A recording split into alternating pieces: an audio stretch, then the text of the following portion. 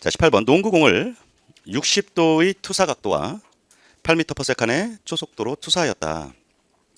그러면서 공의 초속도에 대한 수평과 수직 성분을 구하시오라고 하는 문제입니다. 즉 이제 선수가 이쪽으로 이제 투사한 요 상황에서 이 공이 갖게 되는 투사 속도라고 하는 게 있죠. 그것이 이제 8m/s이라는 겁니다. 그러면서 이 투사 속도와 함께 중요한 게 이 투사 각도가 되겠습니다. 그때 이 투사 각도가 60도의 이 투사 각도로 이제 날렸다는 건데, 이때 이와 같은 벡터 성분을 지금 여러분이 보시는 바와 같이 초속도의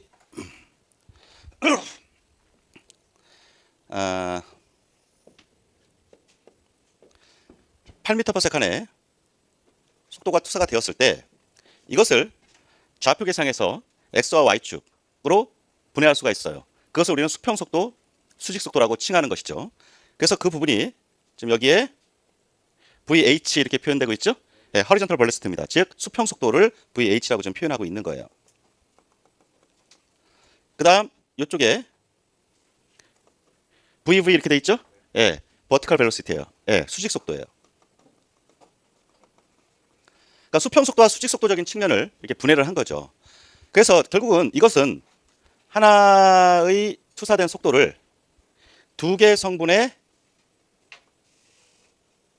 직각 삼각형화할 수 있다라고 하는 것을 오른쪽에 이제 표현해주고 있고, 그때 여기서 요 60도라고 하는 게 투사 각도로 규정을 할 수가 있다는 거죠. 그러니까 결국은 이 수직 속도적인 성분을 죄송합니다. 오른쪽으로 이동을 시킨 거와 마찬가지죠. 이렇게 벡터 성분은 방향만 변화시키지 않으면 그대로 이동이 가능합니다. 이렇게.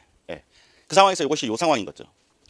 그러니까 그 상황에서 지금 여기서 수평 속도, 그걸 우리가 XY축 그러면 VX라고도 표현하고, 수평과 수직으로 표현하면 이것이 VH 또는 VX 이렇게 표현하는 거죠. 지금 바로 이겁니다. 그래서 그 수평 속도가 투사된 8m/s의 코사인 60도에 의해서 결정될 수가 있다는 거죠. 그럼 우리 코사인 60도가 2분의 1의 값을 갖고 있는 걸 알 수 있습니다. 그러니까 4m/s로 나오게 되고요. 그 다음 수직 속도, XY축에 가면 우리가 VY라고 표현하고, 버티컬을 표현해서 V 이렇게 표현하기도 합니다. 그래서 이 수직 속도적인 측면은 이 부분을 이야기하죠. 바로 투사된 속도의 사인 60도로 구해낼 수가 있죠. 그럼 사인 60도는 몇입니까? 그렇죠. 2분의 루트 3이죠. 그렇죠? 그러면 자연스럽게 여기에 8을 곱하니까 4 루트 3이 될 것이고, 루트 3이 몇이죠? 1.73 정도 되죠? 그죠?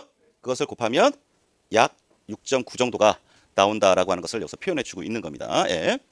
그냥 실제 시험이라면 그냥 무리수화시켜서 4루트 3 이렇게 해도 답이 되는 거죠. 그러니까 지금 이 문제에서는 굉장히 중요한 부분이 뭐냐면 벡터 성분을 분해하고 그 분해된 벡터 성분을 실제적으로 구하는 거예요. 그러니까 지금 이게 속도니까 지금 이 속도라고 하는 것이 투사된 속도라고 하는 측면이 결국은 이게 벡터 성분 아니에요. 그러면 또 다른 벡터 성분들도 다 분해와 합성이 가능하다는 거죠. 그러니까 만약에 예를 들어서 이거와 유사하게 만약에 어떠한 게 힘이 작용을 하고 있다라고 하면 그 힘도 결국 뭐냐면 힘도 벡터죠. 그죠? 그렇다고 하면 이 힘도 여러분이 보실 때 x와 y로 fy 성분과 fx 성분 또는 fh 성분과 fv 성분으로 나눌 수가 있습니다. 꼭 기억을 해놓으세요. 그러니까 이거는 그 유클리드 좌표계 내에서 깔끔하게 XY축으로 분해한 거예요.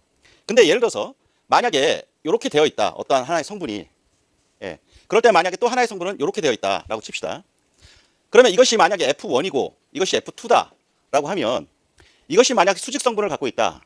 그러면 또한 이것이 갖고 연결해서 이 F1과 F2의 합성 벡터를 만들어낼 수도 있는 것이죠.